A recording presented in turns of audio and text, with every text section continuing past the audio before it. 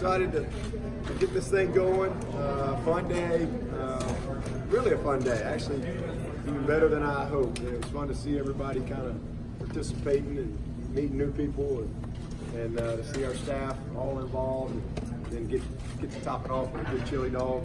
It's been a great day. So, but I know that all of the Clemson Nation, everybody's excited to get back out on the field. Our players are ready to get back to work. On the field, you know, everybody's been grinding since January. There's always a little bit of a misconception. It's like, okay, we're beginning right now, but we're really not beginning right now.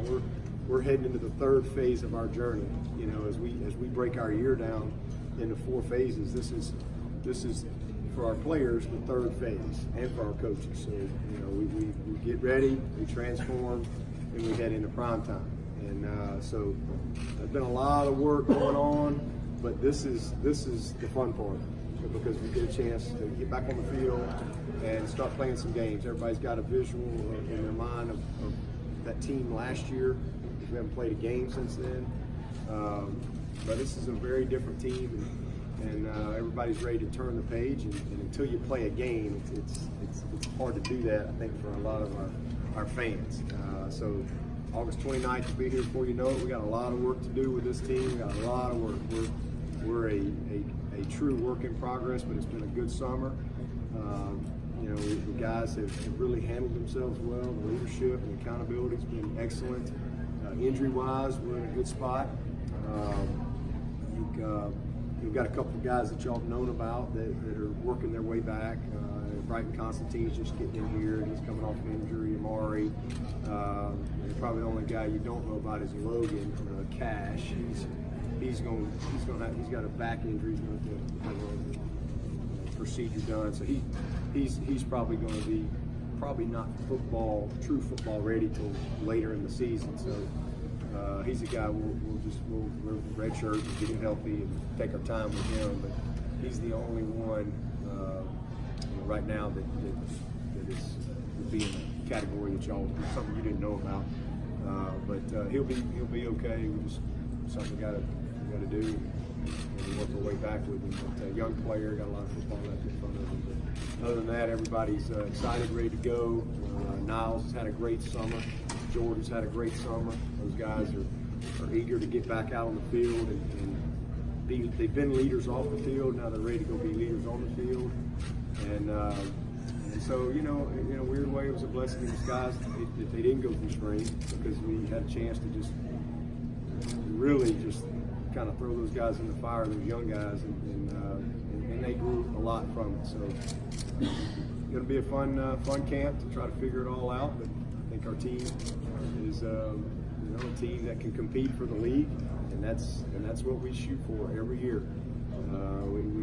It's never a goal to win a national championship. I've heard me say that many times. Those are all those type of things come, you know, through staying focused on the goals that we have in our program. And you know, but I do think this team, when it's all said and done, will be a team that can compete for the league. And if you can compete for the league, you got a chance for lots of other opportunities. That's always our focus. It'll be any different this year. You used the term last night about having to keep your hand on the wheel a little bit more with this team. Could you just kind of address the differences of coaching this younger team as opposed to the veteran league team last year? Yeah, it's different. Just because if you look at our roster, we have 120 on the roster, and 80 of them are freshmen and sophomores, you know, and then 40 of them are juniors and seniors. So there's just, you have to train a little different in the summer. Because there's just a lot to teach. And I was just telling Qualk over there, it's our job to meet them where they are. It's not their job to come to us. I mean, we've got to meet them where they are in their developmental process, as a person, as a player, strength and conditioning, whatever it may be. And so when you have a team like this, then you know, it's got to be a little more coach-led in certain cases. That team last year, we just, just kind of bump them here or there, you know, to keep them on target. But it's great when you have unbelievable. We have 30-something guys that aren't here anymore. That's a lot of guys to roll off the roster. Most seniors we've had, and they were so committed, unbelievable leaders, and they had complete ownership of our program. And to have a guy like Clee teaching Xavier Thomas and KJ and Maskell and these guys that rolled in here last year, like, hey, they have a very clear picture. So they're young, they're sophomore, but they have a clear picture of what it looks like. So that's still here. Now a lot of those guys have to go do it. And so as coaches, you know, we've got to, they're still young. And so we have to kind of keep our hand on the wheel a little bit and make sure that we kind of steer the course a little more with a young team. Left tackle, you lost a very talented guy there. Do you feel like, do you get a sense that maybe Jackson is that guy to move in? I know there's still time to come. Do you think maybe it might take a rotation of a couple of guys, at least early on, maybe? Do you feel that really important? Yeah, I mean, I think that's to be determined. I personally believe that Jackson is ready. He's had a great summer.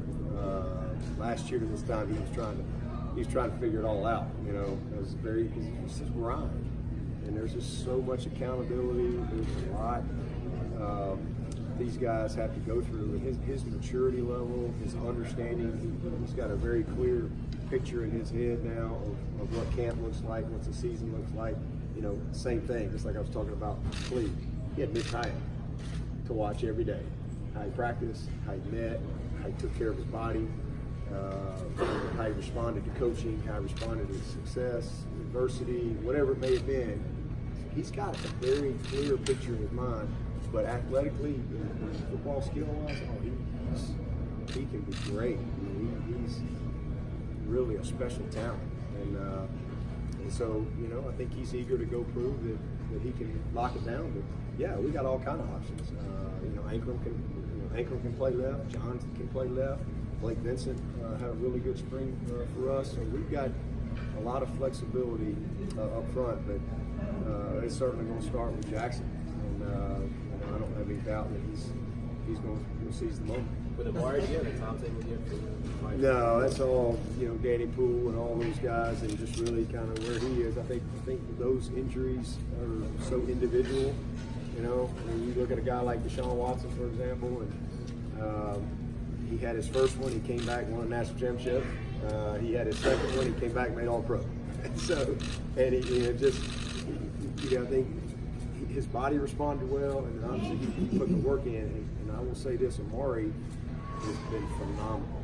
And I would say he's definitely ahead of probably where most people would be. And is doing really well, he's running straight ahead. I think he'll start letting him cut here soon. But no real timetable, and it just, you know, I mean, I think he's hopeful. We're all hopeful that, you know, maybe he'll be back sometime in September. That'd be awesome. But there's no set, like, he'll be back at this time. When he's back, he's back. The good news is he will be back, and he'll be better than ever, no doubt. You have so many weapons on offense, but how much will loss of Braden Galloway impact your passing game? Well, you know, Braden was a freshman last year. We had high hopes for him this year, so it's hard to say that that's going to impact us a lot because he really. It's not like having. It's not like saying, okay, T was here last year, now T's not here. You know, so we can't really say we lost anything because, you know, he hadn't done it yet. We had high hopes, you know, for what he could have done this year, but. It's a lot of opportunity for JC. He's the next guy, and you know, this is a big moment for him to step up and be the contributor that we need him to be at that position. But we got a lot of options. I mean, you know, we got Jalen Lay who's here. We got excited to see if he's taking a step. Davis just got here this summer. See where he is. Luke Price is the guy we moved over. You know, JL. So we got guys. We'll figure it all out. But you know, we've also got a bunch of wideouts that we can just roll another one of them guys out there on third down. I don't think you really trick a lot of people on third down. You know, when everybody, you know, knows you're throwing the ball. So we did some of that last year toward the latter part of the season. We did not a lot, but we did a little more 10 personnel, and so we'll have plenty of options when it comes to throwing the football. To me, the bigger thing is just just the depth at the position, losing a quality young talent like him for this year. You just have to look at it like an injury.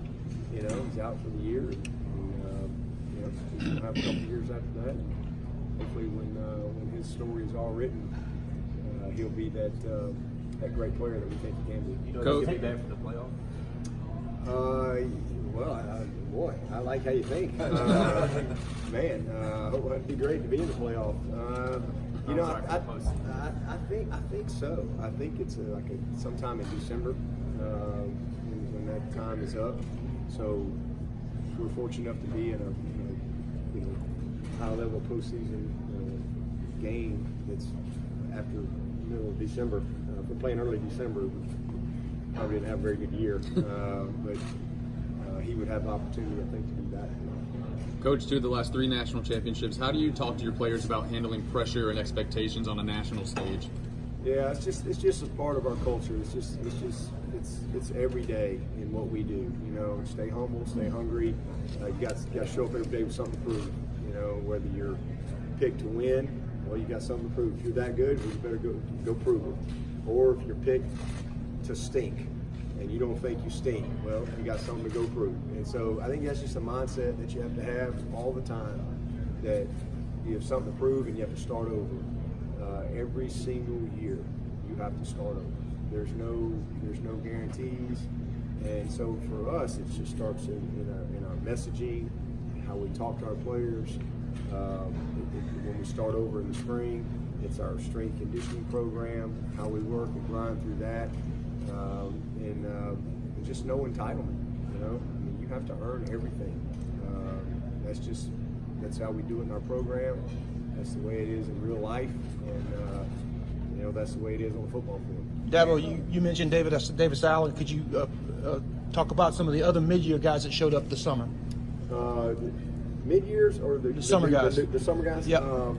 Yeah, you know, Levante is here. We got some backers that showed up. McGuire, Kane, Levante, all rolled in here, and Brighton. And Brighton's coming off an injury, so 4 really good-looking young players right there. Haven't had a chance to be on the field with them or anything like that, but just like where they are physically, like their demeanor. They hadn't been here that long, but they've had a good focused summer to this point. You had a chance to look at Jalen Phillips yet?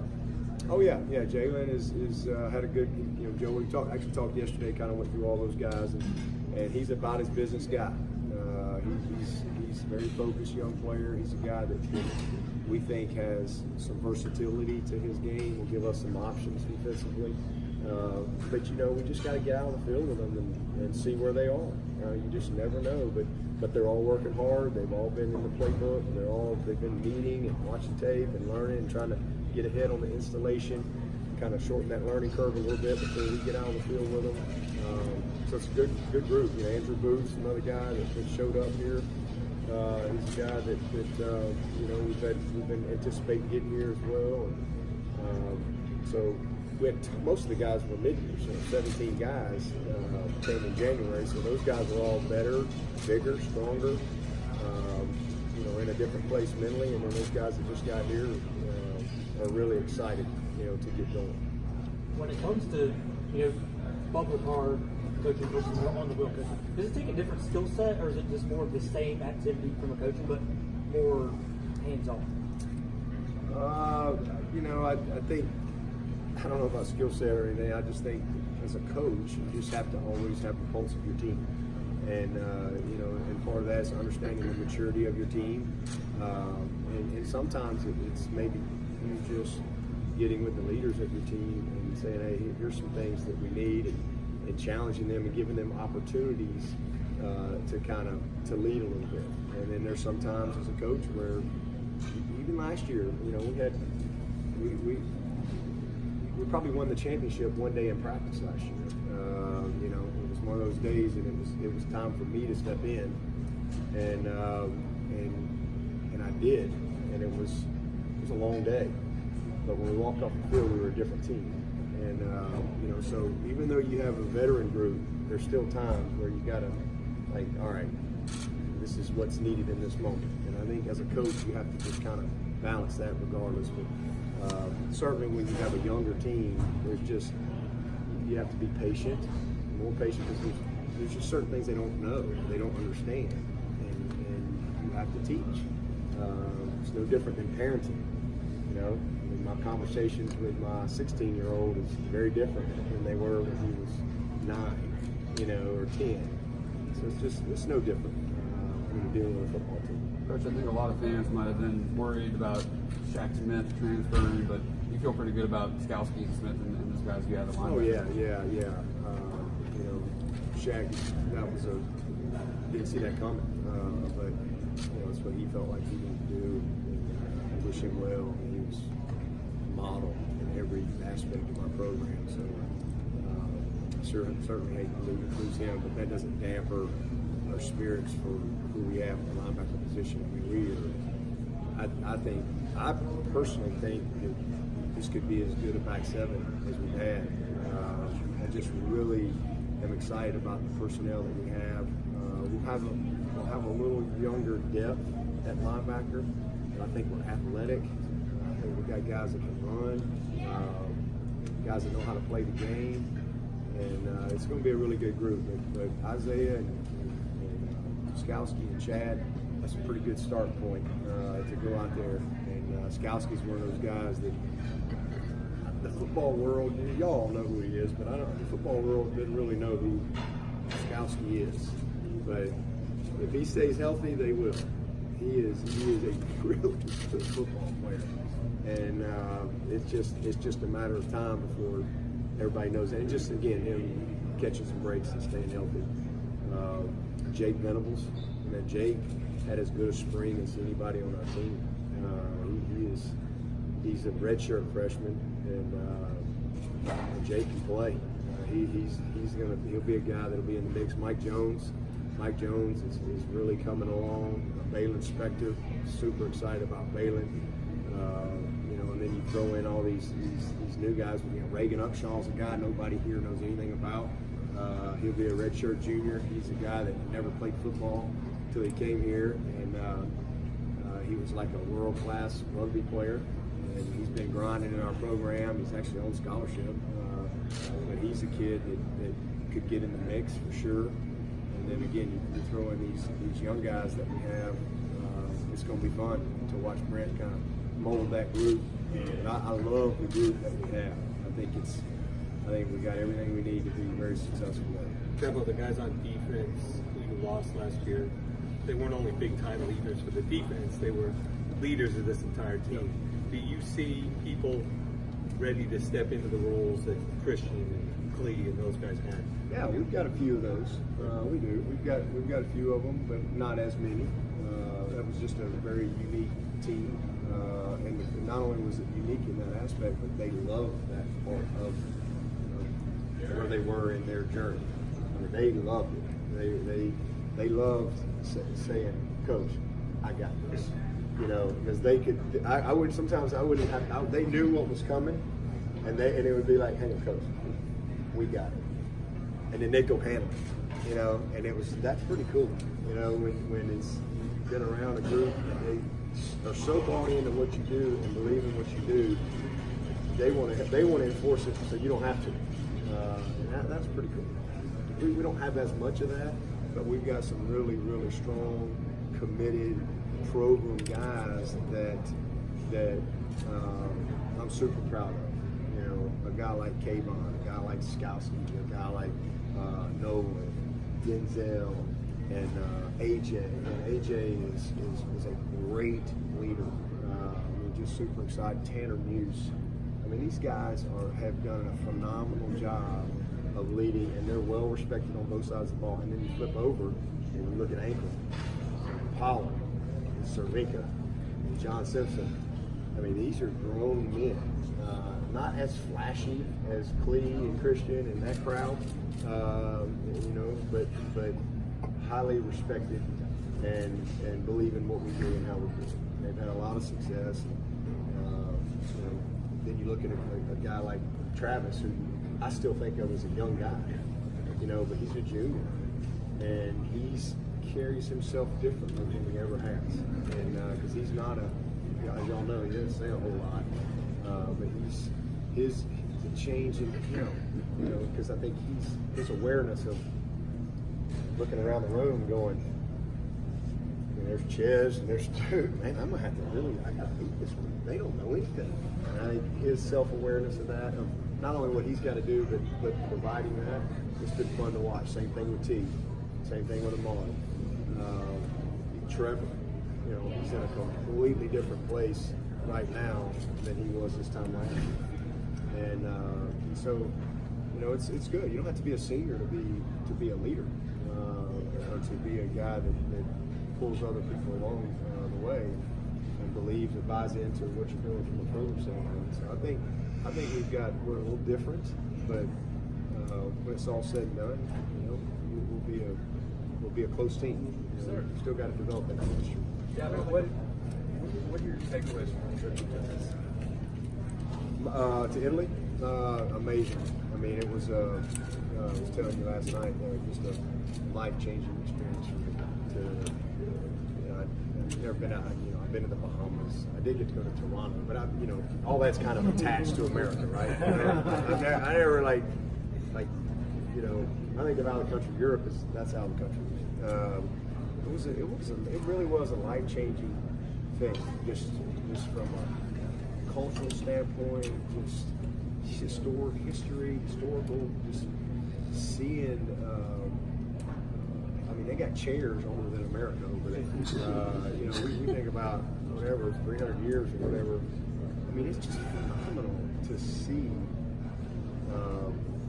Rome, to see Florence. I didn't cast on 25th anniversary, and we took our family. We were ready to go to Italy this summer. We went to Rome and Florence and Portofino and down in different areas. But it was just to see things that were built and how they were built and crafted all these years ago, to go to the Coliseum. It was built in year 80. It's fascinating to me, just how smart people had to be, architecturally, engineering. It's not like they didn't have CAD machines and computers and just how about power? They didn't have that. It was pretty amazing experience, and then the diversity of it's almost like South Carolina and Georgia, different countries, different languages.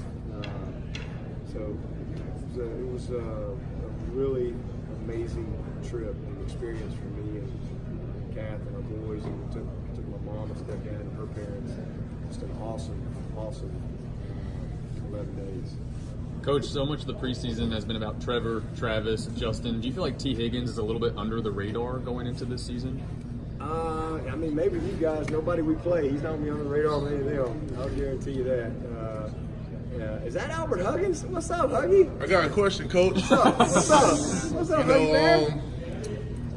All the guys. Did you get a 6th year? We can use you one more year. Nah, I know you're busy. Nah, man. But now though, last year the D-line was so deep, man. How much are you gonna miss those guys? Even though I know you got more guys coming in that can take their place, how much are you gonna miss those guys? Yeah, that's a great question, Huggy. I had a great meeting with your D-line coach, by the way. I was out in Houston. Yes, sir. He told me. I'll fill you in on that. Yeah. But as I was just saying, I think we can replace talent. I think we have really talented young players, but replacing the experience, the knowledge, the nuances, the game within the game, there's no greater teacher than experience. And those are the things that you just don't replace. You have to grow into that. And some of it you just got to learn as you go. But I do think we've got great talent, and we've got some guys eager. We're just not as deep. We've got good depth, talent-wise, but we don't have experience depth. Whereas last year, just the opposite. We're rolling NFL guys in there. You got Dexter, Christian, and Huggins. These guys these are veteran guys, and just experienced. And now you take Niles out, and there's a true freshman walking on the field, and he hasn't played a snap. So just a different type of experience, but really talented. We just got a lot to teach them, but no different. Those guys were all freshmen too at one time. They were all young bucks, and all hung in there and did pretty good. See you, Huggy. I need a hug from you. Yeah. Garrett won't be back.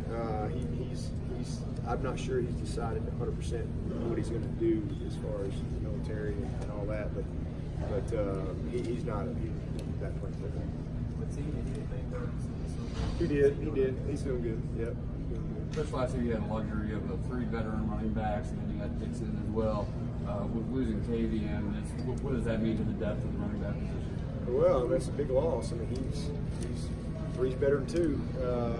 It's kind of the way I see it. I don't think you can have too many great backs, and he was a great player for us. But you just got to look at it as a senior that if he graduates, he's going to graduate. So senior moving on, you got to replace those guys, and we're very fortunate that we've got young talent. Lynn J has got a chance to be. I mean, he had great moments last year, but he's going to be a really good player. So I think it starts there with Travis and Lynn J, and then we got to figure it out. Darren Rencher's back. We're really fortunate to have him. He'll be a junior, and a young man we put on scholarship, and he's a very productive player for us. So he'll take advantage of his opportunity, and then you figure it out with Ches and Duke. So see where those guys are, and hopefully both of those guys, or one of them, can contribute like Lynn J did last year, can contribute like Etienne did as a freshman, like Feaster did as a freshman. So it's no different than any other year. You know what you're starting with, and that's a pretty good spot to start with Etienne and Lynn J and Darian, and then you hope that one of those freshmen or both of them can be good contributors. You feel like Lynn J has done a pretty good job in the weight room? Oh yeah. Oh man, he does it even from where he was this time last year to now. I mean, it's just amazing. It really is amazing to see how these guys change and mature and develop. I mean, he's a different guy, and that will show. He'll have a phenomenal year. I think you mentioned.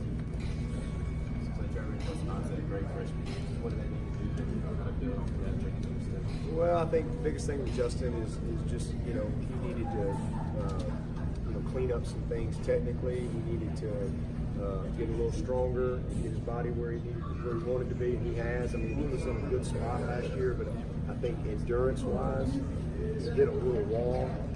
I think, and then he kind of pushed through it and finished well.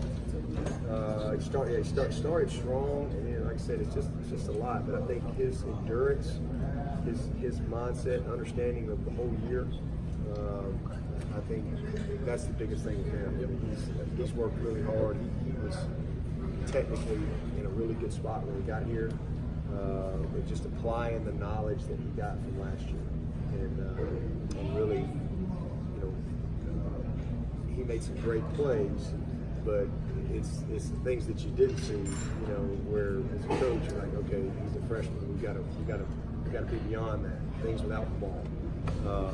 And then from Trevor's standpoint, I think the number one thing is just physically taking another step. He's done that. I don't know if you guys have seen him, but he looks great, and he's really done a nice job with his body. And the same thing is Justin. He wasn't in a bad place. He was ahead of most freshmen, but now you can just tell physically he's in a much different spot. And then assert himself as the leader. This time last year he's just trying to get in line and go win a job. Now we need him to be the leader. And so those are the first two things. And I would say the third thing is just from a pure football standpoint. I mean, there's lots of things that we went through the film, and critical from a very detailed standpoint. There's some footwork things and some ball handling things that we can improve on. He did a great job taking care of the ball. He didn't throw many interceptions, but for me personally, I want to see him make more plays with his legs. And I don't mean, breaking long runs. I just mean extending some plays. And you saw a little bit of that in the spring game. Extending some plays because he's dangerous when he can buy some time and you almost get some scramble situations. He's dangerous. And we got guys that just can't cover forever. And he can put the ball, he can throw the ball left, right, you know. And so there's some explosives there that I think we could take. Where I think last year there was a few times where I thought he just kind of hung in the pocket too long, and there were some times where I felt like he should have run. And he got better at that as the year went. And so I just think him making a few more plays with his legs, both by extending the play and creating passing lanes and explosives, and also just take the 5 yards and get out and let's keep it, and not, you know, just sitting there, because he's so confident in his ability to make whatever throw, and he's confident in his guys. But sometimes, you know, let's make it 3rd and 5 instead of 3rd and 10. You know, just have a little better decision on 2nd down and take that 5 yards. So I think that's just part of the process. But he's in a pretty good place. He had a heck of a freshman year. Did Trevor talk to you at all? Did Trevor talk to you at all about the Manning camp? That must have been kind of like a fantasy camp for him. He did, and I actually heard from Peyton, I heard from Archie. They both personally reached out to me, and I really appreciated him coming, and were very complimentary. And I think and vice versa from Trevor. Trevor he really enjoyed it. It was a great experience for him to be around those guys and have time to spend with, you know, people like that have been there and really you know, give him some good wisdom. Dabo, you mentioned KJ requesting the red shirt last night. Could you kind of take us through again how blown away you were when he came to you with that? Yeah, and I told his dad that too. I hadn't had many guys in my coaching career that are playing, you know, especially as freshmen, that, you know, he wasn't playing a lot, but he's playing some, and I think would have played more as the season went. But it's really neat to see a young person have that self-awareness and also have a big picture view, a long-term view of what they want to do and what it's going to take to get there. And but yeah, he was after the Wake Forest game. He had a really good game. He made some plays, and he was just like almost excited. Okay, that's my 4th game, and I got to get in the weight room, coach. You know, I really need power hour. I need to get the weight. I know the type of player I can be. I know what I need to do, and I think him looking at Cleve, him looking at Austin every day. He saw where he was just from a strength standpoint. He was like, I want to be ready. I want to be ready this spring. I want to be ready for the long next fall. And so it was an interesting conversation to have. And like I said, with a freshman just getting there, just kind of playing as a 5-star recruit and all that stuff. And he's like, I need to get in there and grind in the weight room. And that's why he'll be a very good player. Because he knows what it takes, he's willing to do what it takes, and it worked out. You know, as I told him in that meeting, you know, you can't. That's what you want to do. All right, we'll try to do it. But, you know, this just means barring no injuries. You know, if we have some injuries, you know, we're gonna have to get you back on the field. And if you don't have any injuries, then you know, we'll hold you. And so it worked out great. He got some good experience. That's what I love about the rule. Here's a guy that got some really good experience and kind of got a taste of it, but yet he was still able to redshirt and get in that weight room and get strong. Did it totally caught you off guard, though? Yeah. Oh, that totally caught me off guard. Yeah, I didn't see that coming. That was totally came from him. Have you ever had a